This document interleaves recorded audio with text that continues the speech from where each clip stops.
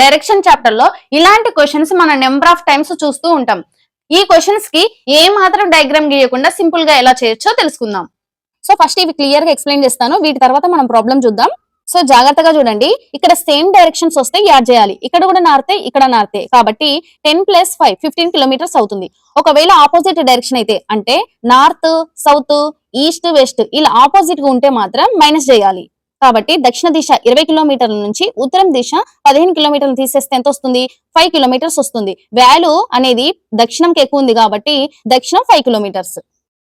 Same ఇలానే ఇక్కడ పడమర ఉంది, ఇక్కడ పడమర ఉంది కాబట్టి ఈ రెండింటిని యాడ్ చేసాం. 20 + 15 అంత 35 కిలోమీటర్స్. నెక్స్ట్ తూర్పు తూర్పు ఈ రెండు సేమ్ డైరెక్షన్స్ కాబట్టి ఈ రెండింటిని యాడ్ చేసాం.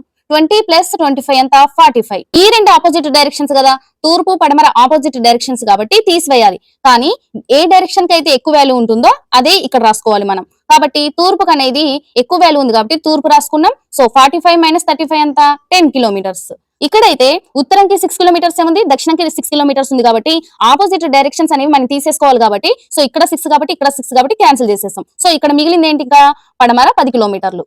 సేమ్ ఇక్కడ కూడా తూర్పు పడమర ఆపోజిట్ డైరెక్షన్స్ కాబట్టి సో ఈ రెండు సేమ్ వాల్యూస్ కాబట్టి క్యాన్సిల్ చేసేసాం. ఇక మిగిలింది ఏంటి? ఉత్తరం 10 కిలోమీటర్లు. ఇప్పుడు మనం క్వశ్చన్ చూద్దాం. క్వశ్చన్ మొత్తం కూడా చదవాల్సిన అవసరం లేదు, జస్ట్ డైరెక్షన్స్ రైట్ సైడ్ ఎటు లెఫ్ట్ సైడ్ ఎటు ఇవి తెలిస్తే చాలు. సో ఫస్ట్ ఏముంది మనకి? ఉత్తర దిశ. ఉత్తర దిశలో 4 కిలోమీటర్లు ఉంది కాబట్టి ఉత్తరం వైపు 4 కిలోమీటర్స్. నెక్స్ట్ ఎడమ వైపు, ఉత్తరంకి ఎడమ వైపు అంట 5 కిలోమీటర్స్ అంట. సో ఉత్తరంకి ఎడమ వైపు ఏంటి? పడమరే కదా. సో పడమర ఎన్ని కిలోమీటర్స్? 5 కిలోమీటర్స్. ఈ పడమరకి ఎడమ వైపున 12 కిలోమీటర్లు అంట. మరి పడమరకి ఎడమ వైపు ఏంటిది? దక్షిణమే కదా. ఈ దక్షిణం అంట 12 కిలోమీటర్లు. నెక్స్ట్ ఈ దక్షిణంకి కుడివైపున, దక్షిణంకి కుడివైపున ఏంటిది? పడమరే కదా. ఈ పడమరకంట 10 కిలోమీటర్లు. మరలా ఈ పడమరకి కుడివైపున 8 కిలోమీటర్లు. పడమరకి కుడివైపు ఏంటిది? ఉత్తరమే కదా. ఈ ఉత్తరంకి 8 కిలోమీటర్లు. చివరిగా ఈ ఉత్తరంకి ఎడమ వైపు ఏంటిది? పడమరే కదా. ఈ పడమరకంట 8 కిలోమీటర్లు. అయితే లాస్ట్ లో మనకి ఏ డైరెక్షన్ అయితే వస్తుందో అదే ప్రస్తుతం అతను నిల్చున్న దిశ అన్నమాట. సెకండ్ క్వశ్చన్, బయలుదేరిన స్థానం నుండి ఏ దిశలో నిల్చున్నాడు?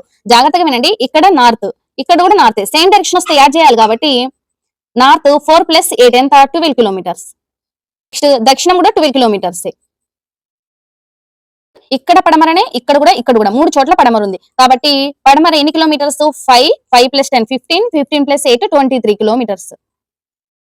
ఓకేనా. So north south opposite direction వస్తే తీసివేయాలి కాబట్టి ఇక్కడ 12 ఉంది, ఇక్కడ 12 ఉంది కాబట్టి క్యాన్సిల్ అయిపోతుంది. కాబట్టి బయలుదేరిన స్థానం నుండి అతను ఏ దిశలో ఉన్నాడంటే పడమర దిశలో ఉన్నాడు కాబట్టి ఆన్సర్ పడమర.